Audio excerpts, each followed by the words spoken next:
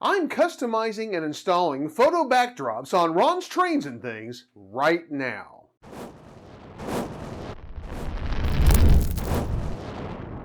Hi, I'm Ron of Ron's Trains and Things, and if you'd like to see more model railroad tips, tools, and techniques, then be sure to subscribe down below and click that little bell icon so you can catch future videos. In a couple of recent videos, I showed you how I installed and prepared my masonite backdrops and then painted them with sky, haze, and clouds. Well, today I'm going to continue filling out my backdrop as I prepare and install some photo backgrounds that are going to help continue to create that illusion of distance beyond the modeled portion of my layout. So let's get right to it. We're going to head on over to the new section of the layout and we'll get started. With 13,000 unique items in inventory and one-day shipping, Midwest Model Railroad is your one-stop model railroad shop. Check them out at midwestmodelrr.com. Link in the description. Let me set up what I'm doing here today just by reminding you a little bit about where I am and what I'm about to do. Now, my backdrop, of course, is 1/8" masonite. I've already got that installed, and I have painted it with sky, haze, and clouds, and I made videos about all of that, and I will link those in a playlist at the very end of this video. If you've not seen those, you'll want to check those out. What I'm doing right now is I am test fitting a photo background that's going to run specifically just along the bottom part of my backdrop. Now the background, the photo backdrop that I'm using today is from SceniKing, which is a company in Ontario, Canada. And the one thing I really like about what SceniKing does is they make a variety of different types of backdrops with different scenes, but they produce them in such a way that they can fit together and meld together and actually match up end to end. And they tell you right on their website and in documentation that comes with the backdrops exactly which backdrop will mate with which other backdrops on both the right and left ends, so you can get quite a variety of how these backdrops fit together. Now, I've purchased 2 of these. This one is specifically trees. It's called the Deep Woods backdrop. The other backdrop that I have is going to go a little further down towards the curve, towards Wichita Falls, is rocks and trees, and it's going to fit in well with the scenery in that area.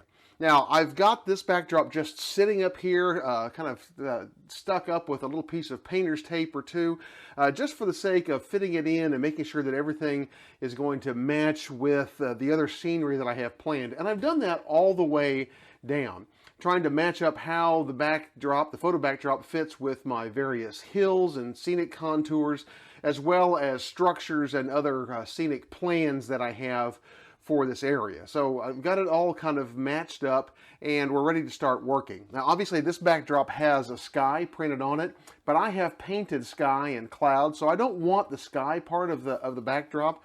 Personally, I like my painted sky. I think a lot of times the photo sky on a variety of these photo backdrops don't come across as very realistic, even though they're photographs. I just prefer my painted sky. So one thing I'm going to be doing is I'm going to be cutting the sky away from the trees, and I'll show you how I go about that, but basically just going to very carefully cut along the shape of the trees to remove the sky. I'm going to want to keep that sky because that paper is going to help me when I go to gluing this backdrop into place. The other thing that I want you to notice is right here in this area. This is where the track goes through the backdrop to go into the helix, which is on the other side of this wall. There's a hole in the backdrop already cut here, and you'll notice that I've made a pencil mark right here, which is right on the right-hand edge of that hole in the backdrop. I'll have to cut the shape of the trees around this area here completely to that side, to the right side of this line, so that I get the proper shape that I need to end the trees briefly for this hole, and then we'll pick up from that point over. Also, notice there's a little white border all the way around this backdrop. Depending on your type of application, you can leave that border or you can cut it off. In my case, from this point to the right, this is going to be a town scene, and while I'll be doing some things to try to mask the connection between the backdrop and the layout, I definitely need to get rid of that wide white border, so I'll be cutting that off to the right.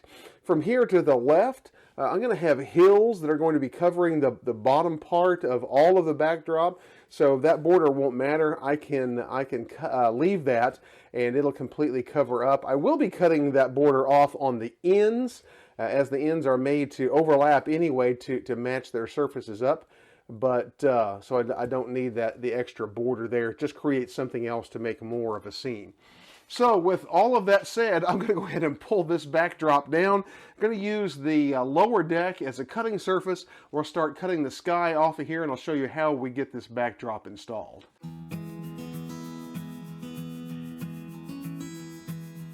I began cutting out my photo background by cutting around a natural tree shape at the spot where the photo would meet the portal through the backdrop.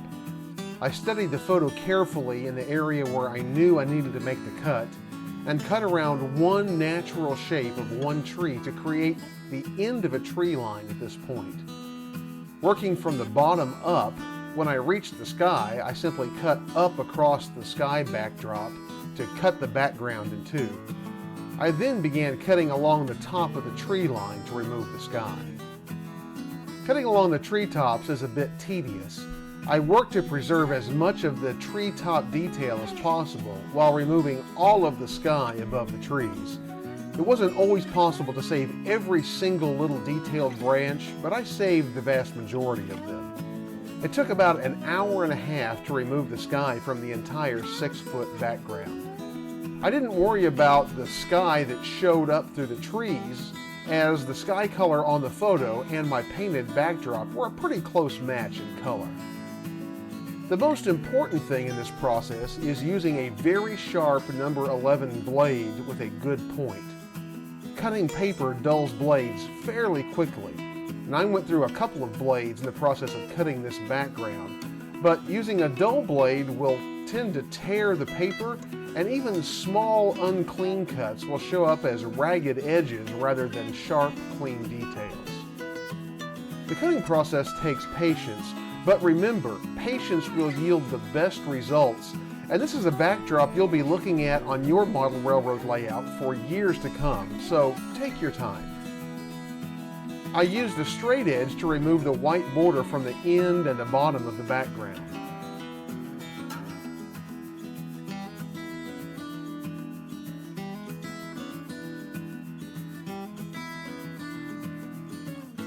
I temporarily taped the background photo onto the backdrop.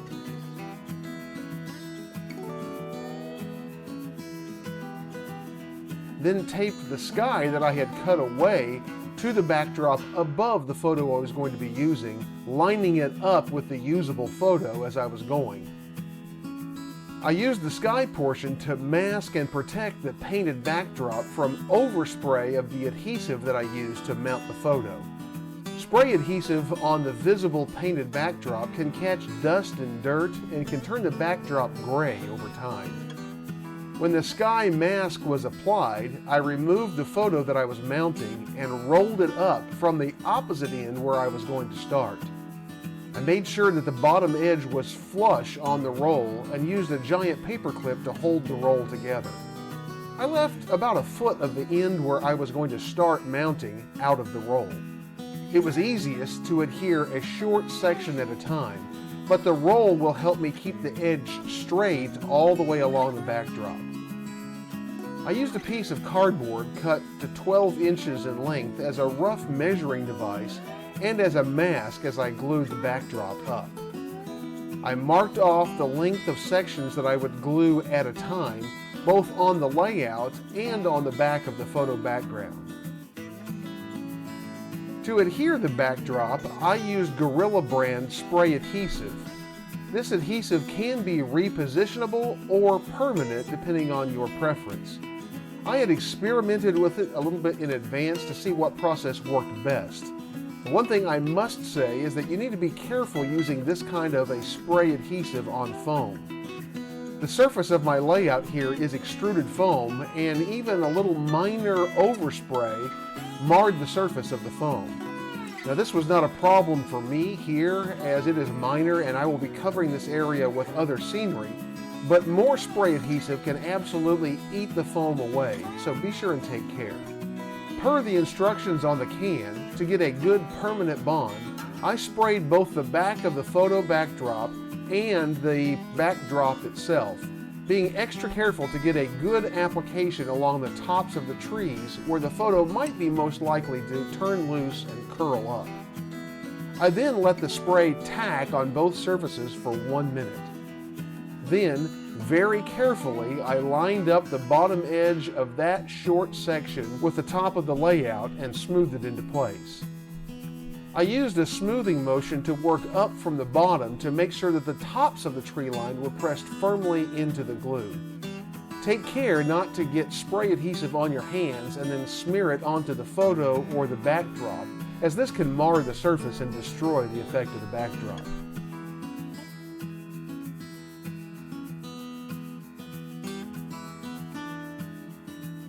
I took extra care to get the first section straight. After that, I simply repeated the gluing process in 1-foot sections all the way down the backdrop.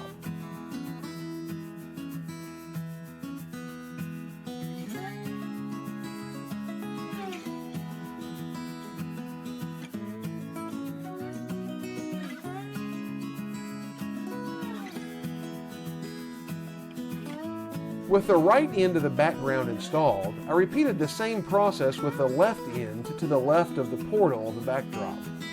Again, I cut the end around a natural shape of one tree, then cut away the sky in the same manner as I had before. I mocked up this section of the background with the rough foam hills to see what it was going to look like, then proceeded to glue the background in place as I had before. As this section of the background was much shorter, I glued it up in one step rather than in sections. This has a great start on the photo backdrop. I'll be continuing with another of these photo backdrops matched up to the end of this one, and may even be adding a third onto the end as my layout turns into Wichita Falls. So far, I am loving the look of this photo background and the depth that it's going to add behind the modeled portions of my layout. Well, I am really pleased with the way this background installation has gone. I know that gluing on a long photo backdrop can be a tricky process, and I've seen many people who have struggled with it. But if you take your time, glue it up in sections, exercise a little bit of patience as you go, they can come out looking really, really good. I'm very pleased with these backgrounds from SceniKing, and I'm looking forward to getting the next one installed, and I think I'm going to purchase one more to continue to wrap on around towards the Wichita Falls area of my layout. I think it's going to just kind of complete the scene on the upper deck of this new part of my layout.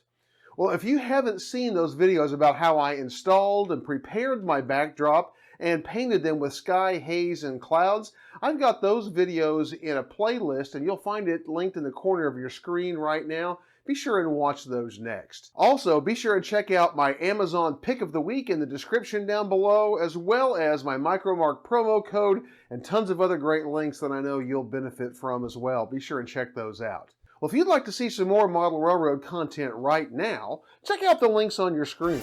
And be sure to join me each Tuesday as I bring you even more great Model Railroad videos. And I look forward to seeing you then. 10, Lizzie?